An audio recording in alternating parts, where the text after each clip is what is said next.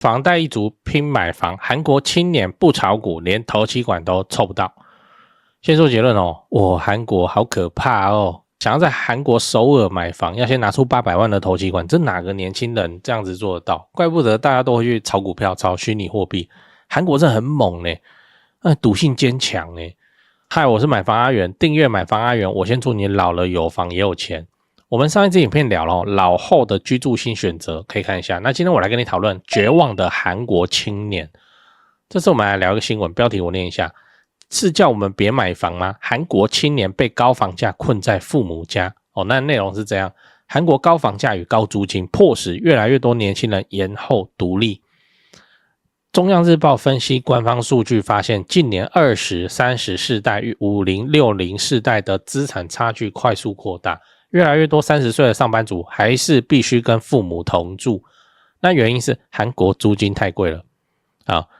这我就要说一下，台湾租金太便宜了啊！1000万的房子然后一整年这样租下来，你看这个投报，这也不叫投报，台湾的租金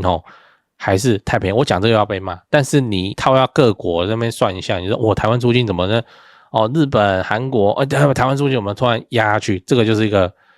所以在台湾你要靠收租其实不是一个比较有效率的方式。不过这是另一个话题了，我先拿回来讲。好，韩国租金太贵了如果他要搬出去住，月薪的一半都得拿来支付房租，那你又要买房子，那你说要买房子也有问题你看我框起来的地方，去年韩国政府缩减多项政策性房贷额度，目的在抑制家庭负债及房价上涨。未来恐只有拥有自备款或父母金援的青年才能进入房市。韩国在打房打房的是从贷款下手跟我们中央银行也是信用管制也差不多，结果打成这样你看我框起来的地方，房贷总额不得超过新台币1400万元，首购最多7成，房贷最长30年。我是直接限制你，你只能最高贷多少钱，是这样呢然后你看。我们台湾这个首购预设给你贷8成你看他们首购最多贷7成然后房贷最长30年，你看我们40年的新青安都有人办过，所以台湾还是相当的，那是生在台湾，然后一直骂台湾，你真的放眼世界看，其实台湾还蛮 OK 的，你不觉得？好，那韩国首尔的房价多少钱你看划线的地方，平均成交总价首次突破10亿韩元那台币我帮你换算好了，2240万。然后我们刚才讲说，韩国房贷有总额上限你最多贷台币1400万。好，所以如果你是一个年轻人，想在首尔买房，要准备多少头期款？新台币840万，你拿不拿得出来？现金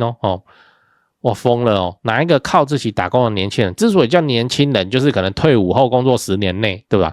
他们男生当兵3年然后他们当兵算是一种荣誉的事情至少就是在大街上看到人家穿军装牵着漂亮的女朋友或是老婆，我还看到那个军人牵小孩的我们台湾当兵好像就是怕被骂这样，我也不太懂。好，总之就是你靠自己年轻人工作10年然后累积到新台币840万来买房子而且不要忘了韩国股市比台湾凶狠非常的多。你看这个新闻标题，韩股8次垄断，散户惨爆仓，少年股神变街友，高利贷飙5000%，非常夸张非常恐怖。那我也理解了说为什么韩国年轻人会如此痴迷股票，真的是理解了，突然想通了。你要一个年轻人不去做黑的违法的事情，他要怎么在10年之内凑到这个头期款？只剩下赌博的东西了吧？然后赌博违法那就不赌，不赌最接近不就是那个股票市场或是虚拟货币？韩国人炒虚拟货币也是相当的生猛的。都很有名嘛，一个长得很漂亮的韩国女生在直播比特币在 OK 的时候，看着 K 线图他们都直接这样子炒股炒币直播给你看，吹球把球眉开眼笑了，然后慢慢暴跌都哭了不成人形，这样真的不成人形的，很好笑。对啊，那就难怪他们有这个风气没办法，这就是他们环境形塑出来。你年轻人，你不去股票市场，你不去虚拟货币，你不去做这些类似自以为投资实际上投机的事情的话，那你真的就是房子跟你没什么关系。那你没有房子，你他妈结婚都是问题的情况之下，自然而然做出这种选择很合理嘛？做股票所以啊，我们这边看哦，但是如果我们身在韩国，我们说不定也是这样嘞，你就不会看到买房阿元哦，你只会看到炒股阿元哦，就变成这样，我就会只能跟着那些投顾老师一样在那边喊 all in all in 再 all in 办什么办？嘿，那再来你要知道，韩国的财富差距非常可怕啊！你说买不了房也没差吧？租房子不就好了？谁没辛苦过？大家都是从租房子开始的。好，你看我划线的地方，短短4年间。我还重复确认了一遍，这到底是4年还是40年？哇嘞，真的是4年呢！50、60世代的平均净资产原本是年轻世代的 1.8 倍，如今已经扩大到 2.6 倍，就4年，很夸张嘞。这个你听起来没什么感觉我帮你翻译一下，4年前你爸妈那一代的资产是年轻人的2倍不到，4年后快变3倍。我靠啊！这中间发生什么事？年轻人变懒怎么可能？因为年轻人没有房子，你爸妈那一代的人什么也没干，就靠房价，结果就身价就不一样，然后遇到房价大涨，所以韩国才要打房嘛，打房钱往哪里去？股票市场去不就变成这样？所以这群年轻人就这样眼睁睁看着爸妈那一代越来越有钱，什么也不做的情况下越来越有钱，然后他们自己房租越来越高，越来越穷，那就对不对？这非常可怕的事情那个价值观都崩坏学校教你要努力工作、勤劳然后怎样怎样，然后现在看说那些废物整天都就是因为他早年买了房子什么也不做，然后现在抽我的血，真的是抽血呢，因为工作一半都要上缴，很恐怖呢。那这个会带来很严重的世代对立。有一句话你应该也听过，就是说光脚不怕穿鞋的当一整个世代的年轻人房子都买不起，存款也追不上就看股票了嘛，然后股票现在在暴跌啦，他们就是光脚的咯。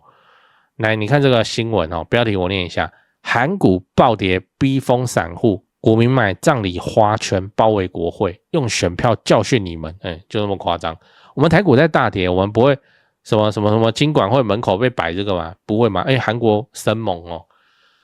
当我写稿的时候，韩国股市已经拉一段回来了，所以现在看起来又是黄尘一片祥和，但问题没有解决股票涨回来，只是让光脚的人稍微有个希望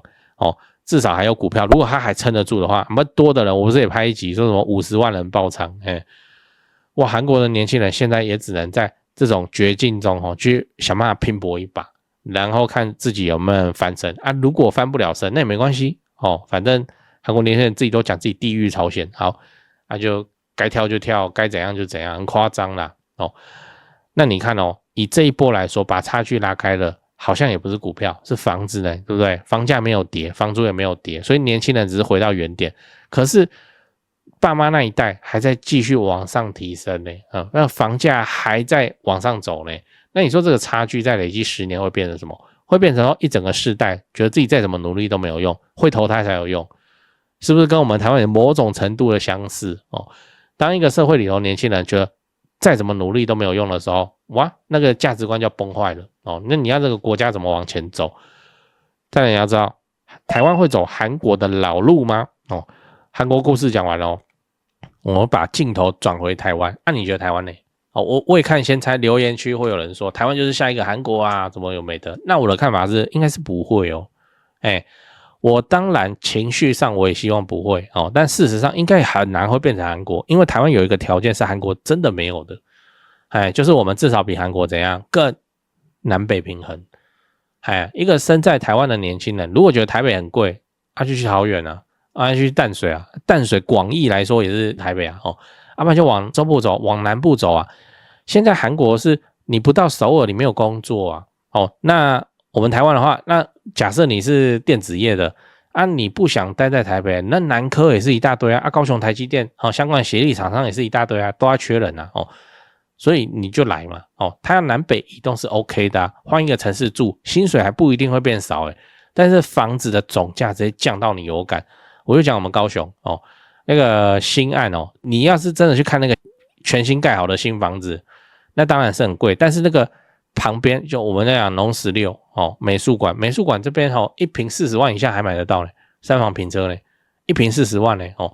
台北人听到就比较高潮，因为就是这样。然后这里美术馆目前的新房子新建案预售在卖62，有摸到62新房子对吧？台北听到比较高潮，现在台北市是不是预售直接给你破百哦？怎么说120、130、140哦，甚至到160的，这边62，然后这边开车去楠梓台积电上班，再加小塞一下都没有关系哦，20分钟内学区又好，就是这样啊哦，就是我们台湾南北平衡发展起来了哦，有一点成效就是这样，而且房价是降到你非常有感觉。这个选项在韩国不存在，离开首尔，生存、医疗、教育，通通都是问题。所以你再回头看一开始的新闻，你就会理解了，韩国年轻人为什么那么痴迷股票，因为那是他们翻身之路啊，翻身哦。你不去参与这个 game 等于出局哦。那台湾的年轻人今天还有很多选择的机会，真的很多啊。在台湾饿不死人吧？哦，你自己不要乱搞的话，你要生活过得下去，没有什么太大的问题。我的前提是你不要乱搞的话，你不要自己外面借一大堆有的没的，然后把自己的生活搞到无以为继。你就在台湾就勤勤恳恳、认认份份的工作，身上不要背一些莫名其妙的债务的话，你要有办法生活下去，买房子都没有问题。因为台湾缺工缺成这样哦，但是你看不上那些工作，不然的话，台湾就真的很缺工啊。那缺工的情况之下，你愿意去做？我跟你讲，贴瓷砖这个，因为我有看到案例我是没看到本人啊，但是我看到我就觉得说，这合理。贴瓷砖你要去做吗？你觉得说好累好热没有冷气手又脏，可是你愿意去做的话，你秋楼好你可能前面需要1年吧，慢慢做慢慢做慢慢练，那你以后秋楼好了以后，手路好了，就是技术达标以后不管是民事厂还是无厂都建商的那种，找你去贴瓷砖，你体力负荷的来的话，你1个月要摸到10万块不是很困难，因为这一行的天花板就一个师傅还没带小工我也不知道他怎么弄的天花板在哪里？天花板在1个月26万，1个月26万学历还超级高贴瓷砖就贴瓷砖，那你不用到他那么厉害啊那你要摸到10万、12万、15万，就认真工作都还做得到。这个就是外送跑不出来的成果了吧，对吧？而且贴瓷砖，你知道这工作怎么样吗？礼拜一到礼拜五然后怎么样？早上8点到下午5点，然后周休2日，只能周休2日，因为假日人家不给你做，你知道除非你接那个无偿假日社区大楼不给你停强有声音是这样子，所以台湾缺工你愿意去做这种 AI 目前这个短时间10年内都竞争不到的地方的话，我们台湾你好好干你还能过一个不错而且滋润，然后你也买得起房子的生活，台北市除外你要在高雄买房子没有什么太大的问题。还是你觉得贴瓷砖这不 OK？也不会人家学历那么高，还不是在贴瓷砖？像我这个，我就觉得浪费国家教育上对他的栽培。我们学历在那边贴瓷砖但不得不说，学历高的人脑子比较好，而且也比较抗压，因为他有办法撑过那个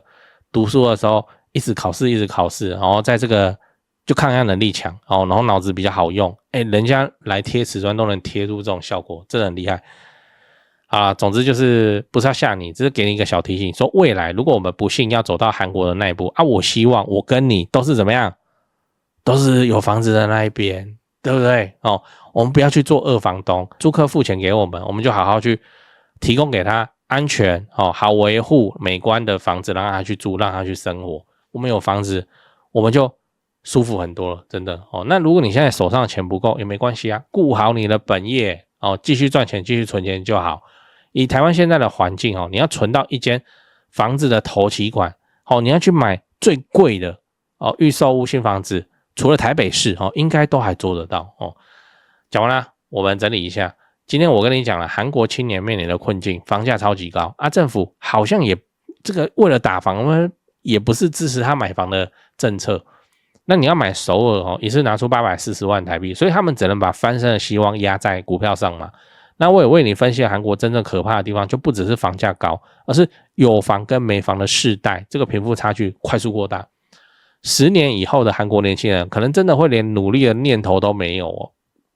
那台湾现在看起来不会走到韩国那一步。我们现在年轻人人有选择权，而且讲话越来越大声只要这个工继续缺下去，那个年轻人讲话会越来越哭吧，会越来越大声，明明很烂他也跟你要求说他的薪水要有多少。那就算现在钱不够你也不用着急，顾好本业，专注本业然后继续存钱。只要你的目标不是台北市，买房依然是个可实现可达成的目标，真的是这样最后我想问你，如果台北永远买不起，你愿意离开台北市吗？ A 愿意有房比较重要 ，B 不愿意，我就喜欢台北市的灯红酒绿 ，C 不愿意，我老了我挂了我都要在台北。在讲八卦之前来点干货，很多朋友会问我说：“阿元，你房地产做这么久，有没有口袋名单啊？”这不就来了吗？扫一下这个 QR code， 我有的牌都在这里了。进去先点影片看我介绍，让你心里有个底然后就可以直接加他们的 LINE 了。买卖房子，台北找销店，高雄找零店，美术之星，这2位都是我的大前辈，我有问题也是直接问他们，你就直接敲就对了。如果你双北要装潢汉一室内装修嘛，很多观众朋友合作以后都觉得很满意。那如果遇到了法律上的问题，有顶尖律师可以帮助你。好啦，我有的资源都给你了，你有需要你就大方用，不用客气。最后我要请你支持我，加入我的频道会员，每个月250块钱，直接抄我做好的重大建设功课。高雄自产老会员都跟超过1年了，没料的话大家早就跑了。最后也不要忘了帮我按下订阅按钮。YouTube 的后台跟我说有 74% 的观众还没订阅，这样都能超过5万人支持。如果你还没订阅，麻烦先按一下买房阿元 logo 旁边那个可爱的按钮，对，点下去就对了。这样我离10万订阅又更近一点，拍片的动力也会暴增。按好了吗？感谢你这么挺我，祝你老了有房又有钱。讲故事讲故事，这是一个我听来的故事。那这是要讲是阿龙阿龙的故事，有经他同意那阿龙30几岁，科技公司上班，薪水不差中产阶级他心里一直想要买房好结婚这样，就观念比较传统。我没有说人家不好就是觉得说男生结婚然后有个房子这样比较 OK 嘛生活也比较安稳一点。只是他每次看到台北的房价，他就觉得很绝望从以前2000还找得到东西，到现在要把那个591价格调到3000才找得到比较合理的东西。那他就觉得说光靠薪水这样慢慢存，不知道等到哪一年，所以他做了一个大部分年轻人都会做的事情，把钱放到股市里面去，因为他身边同事都在讲都在看那一开始也没放多少钱，5万块很自然的加嘛。他就跟我说他是台股2万多的时候进去的然后一晃神整个身家现在都压在股市，手上剩不到10万块的那个，反正户头剩10万他也不紧张因为现在台股就干到了4万多点，他觉得好像还 OK。反正他买的也不是什么妖股啦，都是一些 ETF 啦0050这种的，很稳定。他甚至开始觉得再涨了1-2年他真的有希望靠这个股票存到新房子的头期款只是股票就没有要照着他的计划走嘛。他虽然2万多扛到4万多，快摸到4万8吧，可是7月中7月17号这个台股莫名其妙就跌破4万点，然后0050也跌了10%。他跟我说他第一次发现股票有点夸张，有点恐怖。虽然他整体来说还是赚钱的状态，没有亏钱，可是他也吓一跳。他想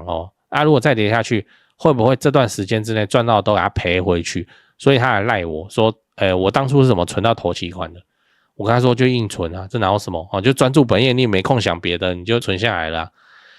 那阿龙就跟我说可是这样很慢。我说对啊，就很慢可是至少你很明确你知道再存多久可以买到一间房子这个时间是明确的慢是慢。他就跟我说是就没回我了。然后过2个礼拜阿龙又来赖我，他跟我说他股票都卖掉，然后现在不知道做什么，还是拿去做最保守的定存因为他怕自己看到那个钱会不小心花掉，存钱那么辛苦，然后又有运气好从2万多报到4万多这样的经验，所以他不想要，他觉得这个大钱是有点得来算容易，他怕要乱花怕自己肥累所以他拿去压在定存。他跟我说虽然卖掉股票很可惜，但是至少他能确保再存3年几个月然后讲出一个明确的数字我忘记了3年几个月他就可以买得起一间小的3房平车他也不会担心未来股市的起起落落，那很好所以这次的故事没有什么 happy ending， 因为阿龙的存头期款之路就还在存嘛，但我相信只要他坚持下去，那他未来非常非常高的几率他可以拥有一间属于自己的房子嘛，就是这样嘛。那之后人生就可以进入加速的阶段。